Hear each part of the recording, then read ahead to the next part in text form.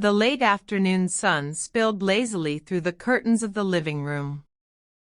A young woman, dressed casually in a white t-shirt and jeans, sprawled on the sofa with her phone in hand. She absent-mindedly scrolled through her messages, only half listening to the deep voice of her father coming from across the room.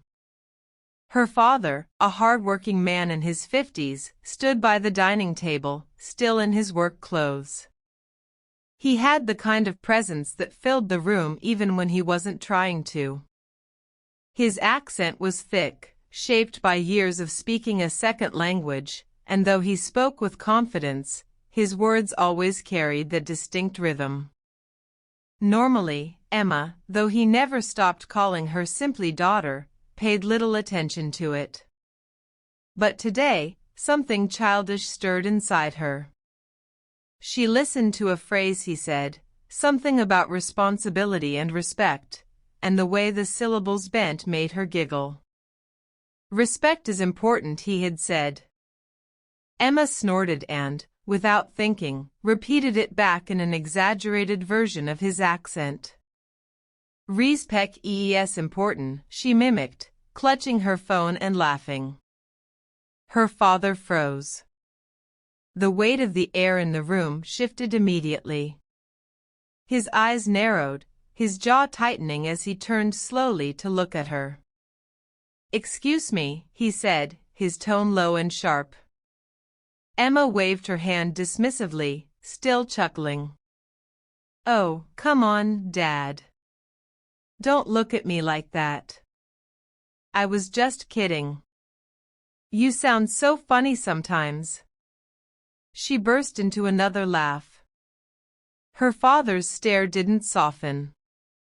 He set down the newspaper he had been holding and walked toward the sofa with deliberate steps. "That is not funny," he said firmly. "Mocking someone's voice, especially your father's, is disrespect. I will not tolerate it." Emma rolled her eyes, leaning back against the sofa cushions. "Dad, relax.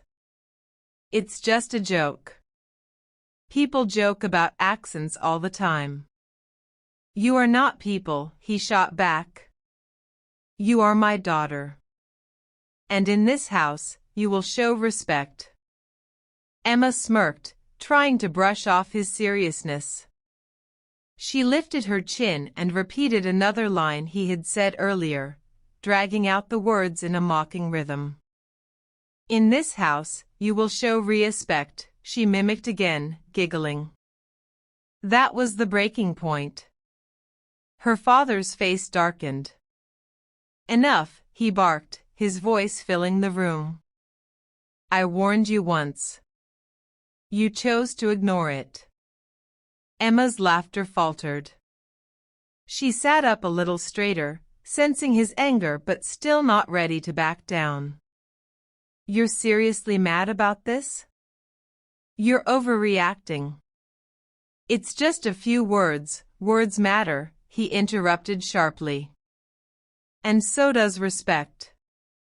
If you cannot understand that with your ears, then perhaps you will understand it another way." Emma frowned, unease creeping into her chest.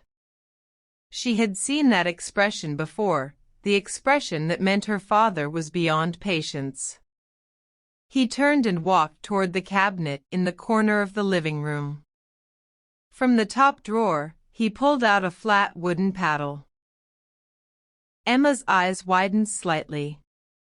She hadn't seen that thing in years, not since she was a teenager. "Dad," she said carefully, her voice dropping.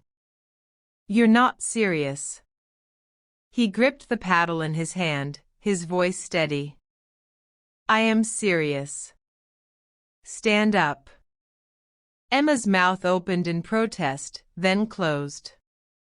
She shifted on the sofa nervously, fiddling with the hem of her t-shirt. "I'm 20 years old," she muttered, as if saying it would shield her. Her father's eyes never wavered.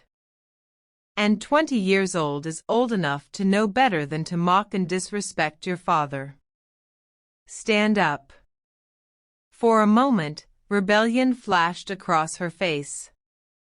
She wanted to argue, to insist that she was an adult and could say what she wanted. But under the weight of his stern gaze, her confidence cracked. Slowly, reluctantly, she rose to her feet. The room was quiet except for the tick of the wall clock. Her father's voice cut through it, firm and unyielding. "You thought it was a joke to laugh at me. You thought it was harmless fun. But mocking someone's accent is cruelty, whether you admit it or not. It is belittling. It is shameful. And I will not let my daughter grow into a woman who thinks that is acceptable." Emma shifted uncomfortably, her cheeks warming with guilt and embarrassment. She opened her mouth, but no excuse came out. Her father motioned to the chair in the center of the room. "Bend forward." Emma's face flushed deeper. She looked at him, searching for some sign of leniency, but found none. With a shaky breath, she obeyed, leaning forward, her palms pressing against the seat of the chair. Her short hair fell slightly into her face, shielding her eyes. The paddle swished through the air, the sound sharp and final. Emma winced as it landed, a sting spreading across her. She gasped quietly, more from shock than pain. Her father's voice accompanied each strike, stern and deliberate. "Respect is not a joke." Emma squirmed, her hands gripping the chair tighter. "Dad, please, okay, I get it." But the paddling continued a little longer, each swat punctuating the lesson. By the end, Emma's earlier smirk was long gone.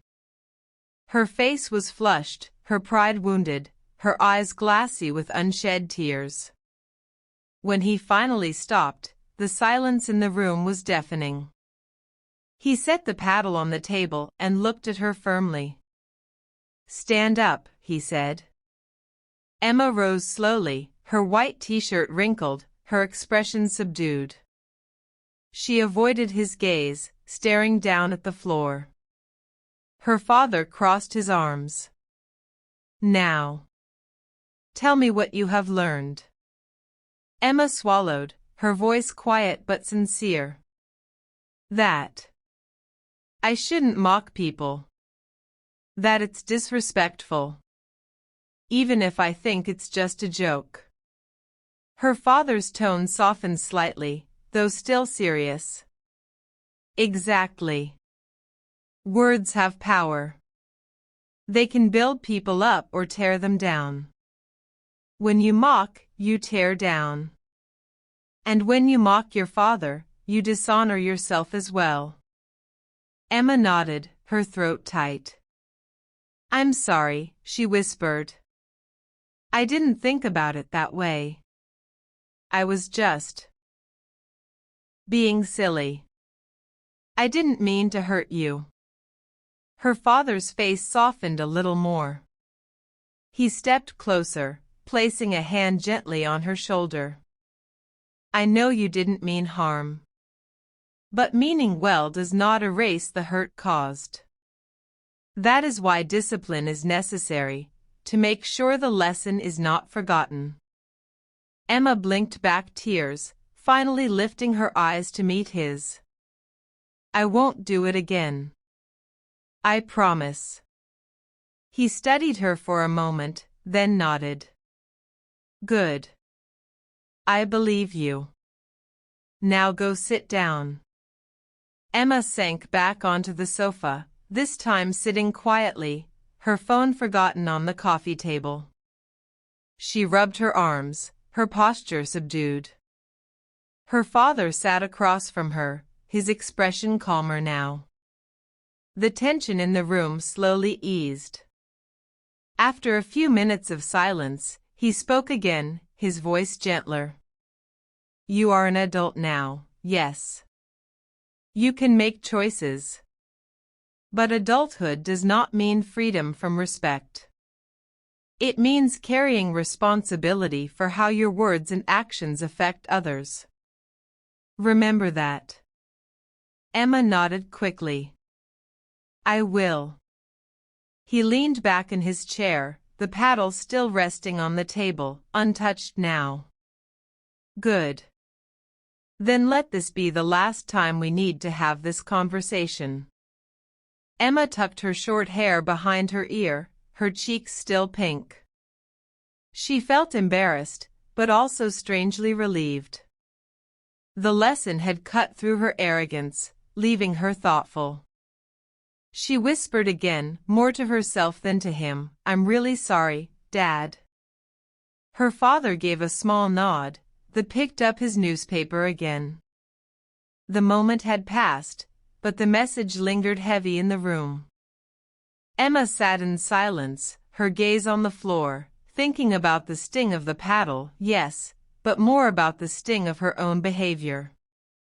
She knew she wouldn't forget this lesson, not anytime soon.